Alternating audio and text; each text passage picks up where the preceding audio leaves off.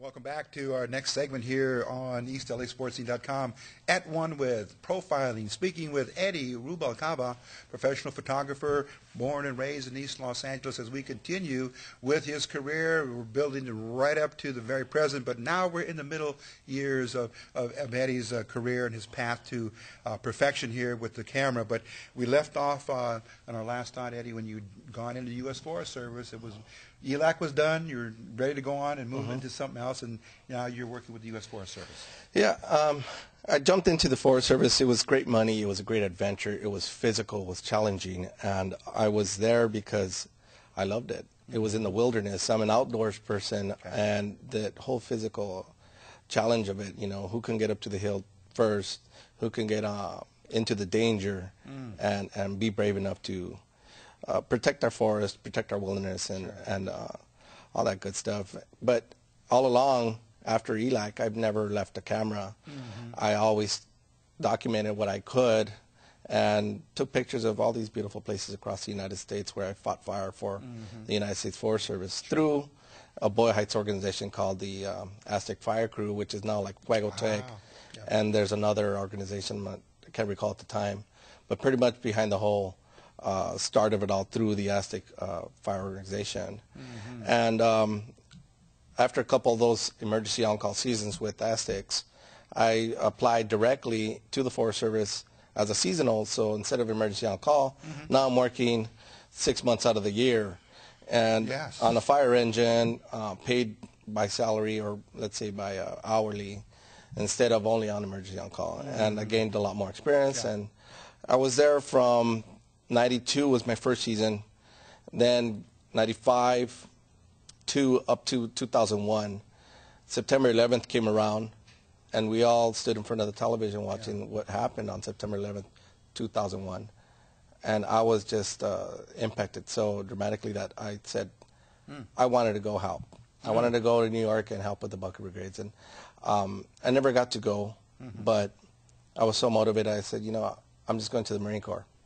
I'm going to join the Marines. And it was something I grew up with in my neighborhood. My neighbors, uncles, fathers, cousins were all Marines, so that was that influence. Something I always wanted to do since high school, but I was always disencouraged by other uncles and family members that said, oh, it's no good, this and that. But I still went at 30 years of age. And there was finally enough motivation for me to just say, let's go do it. And I went to Okinawa for a year. My job was aviation administration, basically logs and records of and flight times for aircraft in the Marine Corps. And did a year there, had a great time. It was an amazing experience to be around the world like that and experience different cultures. Now, we were wondering, and I'm wondering, probably the viewers are now, while Eddie Ruvalcaba is in the Forest Service, is now in the Marine Corps, is in service to his country, how far away was the actual camera from you? Did it always go wherever you went? It always was with me. The camera never left my side.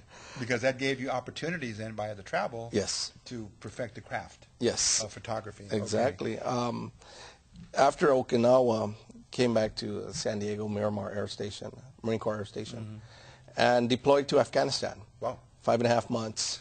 I took that brand new camera I had just bought, digital, the Canon EOS Rebel, and I was able to document and capture some amazing pictures in Afghanistan.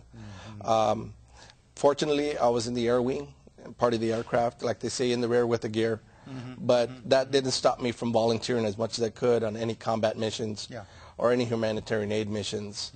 While I was out there, I would check online on the CNN death toll page, and I discovered a few of my friends from boot camp had died in action. And I felt really bad and guilty and thinking, you know, that's not fair to them that I'm safe in the rear with the gear. I need to take an equal risk that they have and be outside the wire, like they say. Put myself on the line as much as they have, because it's not fair to them. And I went and volunteered as much as I could to do that. And it's not like any death wish or anything like that, but I mean, we became brothers in boot camp, and I didn't want to, you know, let that be just like that. It just wasn't fair. So I was able to capture some amazing photos and seeing some pretty amazing stuff out there. The kids walking barefooted in snow. It's just it was a shock to me. And for me, I seen that was their norm. It was something that they were used to, and the kids would still be playing, having fun. And it just makes me appreciate that much more our home country here, United States of America. It's a beautiful place. We live in a paradise here, and you know, for those people in Afghanistan, they don't know any better, and you still see kids out there, and they still have fun. Yeah. You know. Now, Eddie, who we don't know, maybe a comrade, a battle buddy, a fellow Marine may see this, and if they were to stop and say, "Hey, Eddie, what unit were you?" Could you identify Yes. that? Maybe someone from that unit may link back to you once they see this on the web. I was part of the HMH 462, the heavy haulers, nicknamed the Screw Crew, from what happened to them in a Desert Storm. They were supposed to deploy only for half a year. They ended up being there a year and a half, and hence came the name the Screw Crew, because they got screwed. Oh, but it was HMH 462, heavy haulers. And U.S. Marine Corps, it was a certain regiment, or it wasn't like the ground forces? Though. It was the air wing side Air of the wing. Marine Corps. Okay. We do all the cargo and troop transfer, beans, bullets, and Band-Aids, basically, to the troops in forward operating bases in any wartime scenario. Okay. Now, of course, your tour of duty is going to end here, or did end, and it's time to, as I say, process out, and you come back home. So let's talk about that real quick, and then we'll go for the end of our second break, and then we'll finish up with our third and final segment. But now you're almost at the end of your Marine Corps career, and you're heading back home. Yes. So there was a few things that I had in mind. Coming back to the Forest Service with veterans preference, it would help me secure a permanent job because it's federal employment with the Forest Service, and I thought, why don't I do this? And one of my buddies, as I re-entered the seasonal position in 2007, end of active service. I ended 2006, October 21st. And I went back to school. Okay. I went to East LA College and got into the digital photography world. Okay. And I started coming back around to the sports scene. A good friend of mine that I met in 1992, Jose Luis Marin, just turned me on to the professional sidelines. He had the connections, and I went from Dodger games in here at the Chavez Ravine to Holman Stadium in Vero Beach, and then the Rams in Anaheim 1994. And that's one of the things that kept me motivated, is that I know that I could always hit back to the professional sidelines there. And getting reconnected with him after the Marine Corps and getting into school, learning the new digital world of photography, I said, this is what I'm going to focus on and concentrate on. Okay. 2007 came around. I went back to the Forest Service then. And I realized that the GI Bill from a military veteran benefit could help me focus and stay in school without having to worry about bills at home. And so that's been a really big benefit for me, and what's helped me basically to focus all my energy on learning everything I can about photography to improve on my quality of images. And that's been like the blessing for me. Okay. We're going to give the viewers now just a tease. We're going to come back and get into your portfolio a little bit, Eddie, as much as we can with the new age and, as I said, new digital photography.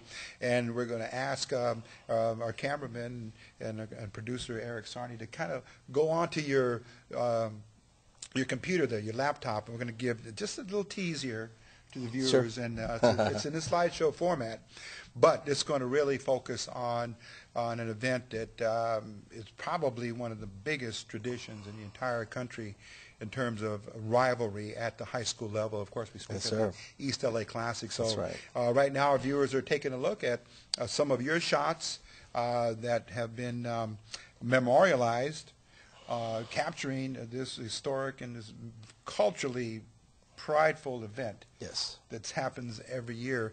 And there's more where this comes from to our viewers. You're going to be able to see a little bit more. And, of course, we're also going to highlight the fact that for the next 2 weeks, I believe, or 3 weeks, is it? Yes. For the Primera Taza. Oh, yes. Yes, we're going to go into that. But right now, the work is currently on public display here in the barrio, right here at Primera Taza on First Street. We're going to come back and talk more about that in our third and final segment as we speak with and get to know up close and personal our good friend Eddie Ruvalcaba. Don't go away. It's East LA Sports Scene.